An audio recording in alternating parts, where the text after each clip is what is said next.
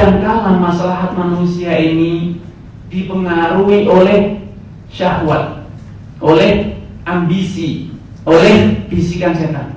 Karena di dalam Islam diberikan norma-norma, aturan-aturan agar cara kita mewujudkan kepentingan kita ini tidak bertentangan dengan norma-norma dan hukum syariat. Makanya dalam Islam jual beli barang haram tidak boleh. Kemudian terjadinya perputaran uang tanpa ada perputaran barang dan jasa itu diharamkan karena itu adalah riba. Makanya di dalam ekonomi, dalam ilmu ekonomi sekarang pun, dalam konvensional pun, perputaran uang yang tidak diikuti dengan perputaran barang dan jasa ini senantiasa diwaspadai, yang sering disebut dengan hot money. Uang kok namanya hot money. Uang itu adem kalau masuk ke saku, tapi karena ada kondisi yang semacam ini disebut uang panas. Uang masuk berputar-putar tanpa ada produksi, tanpa ada industri, tanpa ada pertanian, tanpa ada jasa yang diberikan, sehingga terjadilah bubble ekonomi seperti yang terjadi di ekonomi dunia sekarang. Dunia global ekonomi itu bubble ekonomi, terjadi perputaran uang dalam jumlah besar, namun ekonomi tidak sebanding, perputaran industri, perdagangan, jasa tidak sebanding, akhirnya roboh bagaikan orang hidup malam. Nah, dalam Islam untuk tidak terjadi kondisi-kondisi semacam ini, makanya dalam Islam digariskan mudayana, yang itu hanya sekitar perputaran uang. Mudayana itu utang piutang, itu hanya perputaran uang, bukan perputaran barang ataupun jasa. Uang diberikan kembali dalam bentuk uang, diberikan lagi kembali dalam bentuk uang lagi, tidak ada barang, tidak ada jasa. Makanya dalam Islam boleh mudayana utang piutang, namun tidak boleh ada faedah, ada bunga. Kalau bunga terus berbunga lagi, ini akan menjadi tadi kondisi bubble ekonomi. Dan inilah yang Allah isyaratkan dalam firman-Nya, ya ladzina amanu la ta'kulu riba adha'afan mudha'afah. Memakan riba itu akan terus biasa. Sekarang saya utangkan, kemudian yang menerima utang dari saya diutangkan lagi, tentu nominal bunganya pun, persentasenya pun akan bertambah. Diutangkan lagi, bertambah lagi, sehingga nanti akhirnya akan besar hingga akan terus, sehingga yang terjadi adalah kesengsaraan, bukan kemakmuran. Karena di dalam buku ini saya tekankan bahwa perputaran barang, perputaran jasa itu adalah poros perkembangan ekonomi. Kalau kita ingin mengembangkan ekonomi, kembangkanlah barang dan jasa. Karena inilah ekonomi yang stabil. Ini ekonomi yang stabil yang berasaskan pada perkembangan jasa dan barang. Namun perkembangan uang tanpa diimbangi dengan barang dan jasa ini yang menjadi konsep riba. Ini yang diinginkan oleh orang-orang yang malas, tidak usah capek-capek, tidak usah mikir pemasaran, tidak usah mikir industri, mutu, yang penting ada uang terus diputar. Ini namanya konsep riba. Karena ini saya tekankan di dalam ini, puasanya dalam Islam tidak boleh menjual barang yang belum ada. Kenapa? Barang belum ada, kenapa mesti dijual? Di buku ini juga saya jelaskan bagaimana barang yang belum diterima tidak boleh dijual kembali. Kenapa? Seperti dijelaskan dalam mazhab Syafi'i, barang yang belum kita terima tidak boleh dijual lagi. Karena artinya kalau belum dijual, belum diterima, sudah dijual lagi, nanti yang membeli akan menjual lagi, akan menjual lagi. Inilah yang terjadi dalam krisis minyak global. Para broker yang biasanya jual beli minyak, itu jual beli minyak itu biasanya baru bisa diserahkan 6 bulan, itu paling cepat. Broker beli dari Saudi, belum diterima minyaknya sudah beli lagi, dijual lagi ke broker yang lebih kecil, jual lagi ke broker, tentu akan naik sampai ke konsumen sudah berlipat ganda. Nah, kalau ini macet, maka yang runtuhnya adalah sekian orang, dan itulah yang terjadi dalam krisis ekonomi global. Kredit, akhirnya cicil, akhirnya yang terjadi kondisi ini. Karena dalam Islam tidak boleh menjual barang kecuali barang tersebut sudah diterima. Makanya dalam hadis Ibn Abbas dijelaskan, nah Rasulullah SAW an tuba'at ta'amu haitsu tubta'a hatta yahuzaha tujaru ila rihalihim. Rasulullah SAW melarang para pedagang untuk memperjualbelikan bahan makanan di tempat dijual, di tempat dia beli, sampai ia pindahkan ke tokonya, ke rumahnya. Hatta yahuzaha tujaru ila rihalihim, sampai dipindahkan. Karena biasanya orang yang membeli barang di tempat orang pertama A menjual pada B, barang masih di tempatnya A, B sudah menjual ke C. Biasanya C mau membeli dari B karena tidak punya uang biasanya. Kalau punya uang bisa buat beli tunai, maka dia tidak akan beli dari B. Kenapa mesti beli dari B? Wah, dia sudah sampai di tempatnya A yang punya barang. Dia mau memberikan keuntungan kepada B karena dia tidak mampu beli tunai. Akhirnya terus demikian. Akhirnya B ini hakikatnya hanya mengutangi uang pada C, mau beli, ini saya utangi, nanti nambah. Inilah yang terjadi. Makanya Abdul Abbas mengatakan, wala ahsibu kulla syai'in illa mithla ta'am. Aku mengira, aku meyakini bahwa segala bentuk barang itu hukumnya seperti jual beli makanan, tidak boleh dijual kecuali sudah diterima. Makanya dalam Islam, seperti kata Ibnu Munzir, para ulama telah sepakat jual beli den biden itu tidak boleh.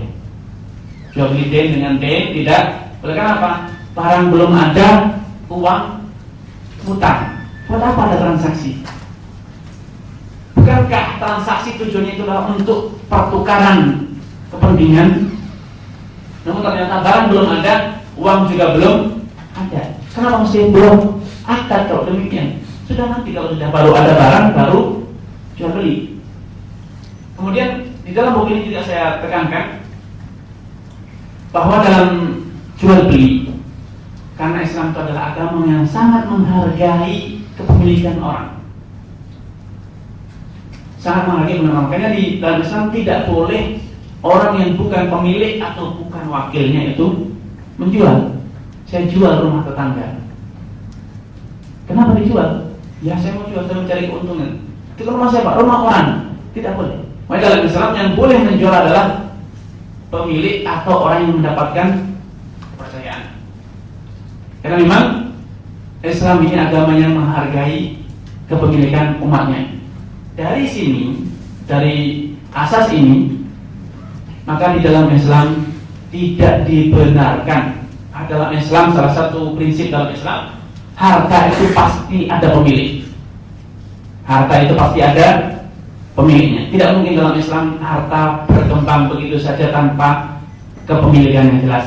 Sebagaimana kepemilikan itu tidak mungkin berpindah tangan kecuali dengan cara-cara yang jelas pula. Misalnya sekarang karena kita bicara tentang konsep perbankan, misalnya dalam investasi. Dalam investasi dalam Islam, seorang Rabbul Mal, pemodal, berarti dia sebagai pemilik, sebagai malik. Tatkala dia berinvestasi, uangnya kan dikelola oleh pelaku usaha, maka uang kemarin milik pemodal, maka tatkala sudah berubah menjadi perusahaan pun harusnya juga perusahaan milik pemodal. Inilah konsep investasi dalam Islam, dan ini diterapkan dalam konsep konvensional. Masalahnya sekarang kalau Amerika datang menanamkan modal, misalnya kayak Krakatau Steel dibeli oleh perusahaan India, maka perusahaan Boscom India itu sebagai pemilik, pemegang saham. Kenapa? Uang yang dia bawa itu milik dia. Maka tatkala uang itu diinvestasikan, dibelikan, dibangun perusahaan, maka perusahaan pun juga milik dia. Sehingga ini wujud dari Islam itu menghargai kepemilikan orang. Tidak boleh berpindah kepemilikan kecuali dengan sebab yang jelas. Dan investasi tidaklah memindahkan kepemilikan, justru malah sebaliknya menguatkan kepemilikan. Jadi kalau Anda ingin investasi, maka Anda harus bertanya, saya sebagai pemegang saham atau bukan? Kalau bukan, berarti sejatinya ini adalah mudayana, utang piutang. Ini bedanya investasi dengan utang piutang. Ini saya tekankan di buku ini tentang perbandingan antara investasi dengan mudayana, musyarakah dengan mudayana, mudharabah dengan mudayana. Antara prinsip mudharabah dalam Islam, mudharabah Rabbul Mal, pemodal itu sebagai malik, sebagai pemilik badan usaha. Sebagaimana dalam musyarakah, syarik itu sebagai pemilik. Makanya di dalam Islam dikenal ada namanya hukum syuf'ah. Hukum syuf'ah itu artinya kalau Anda sebagai investor, sebagai syarik, kemudian Anda mendirikan perusahaan, membeli sebidang tanah, mendirikan satu gedung, dan modal Anda 30%, maka Anda tidak boleh menjual saham Anda ini kepada orang asing, kecuali setelah menawarkan terlebih dahulu kepada siapa? Kepada sekutu Anda, kepada partner Anda. Ini sebagai bukti nyata bahwa Islam itu menghargai kepemilikan umatnya. Dengan investasi, walaupun dana itu terus dikelola oleh orang, namun tidak berpindah tangan kepemilikan. Pelaku usaha hanya berhak mendapatkan bagi hasil, namun status pemilikan tetap milik Anda. Karena dalam Islam tidak ada semboyan habis manis cepat dibuang. Di saat Anda lagi lulus kuliah, tidak punya modal, tapi punya konsep, punya peluang, Anda datang, Pak, tolong saya dimodali. Setelah dimodali, mendapatkan keuntungan, Pak, dulu kan modalnya 100 juta Pak ya, ini 100 juta, silahkan Bapak pergi dari perusahaan ini, jangan pernah dekat-dekat lagi. Namanya habis manis sepah di uang. Dalam konsep investasi tidak boleh. Yang harus atau yang berwenang untuk mengatakan silahkan angkat kaki adalah pemodal, bukan pelaku usaha. Ini cerminan bahwa Islam itu menghargai kepemilikan umatnya. Sebagaimana dahulu Anda datang dengan skill, maka silakan keluar dari sini dengan skill. Namun saya datang di sini dengan uang, dengan barang, maka saya tidak akan keluar kecuali dengan barang.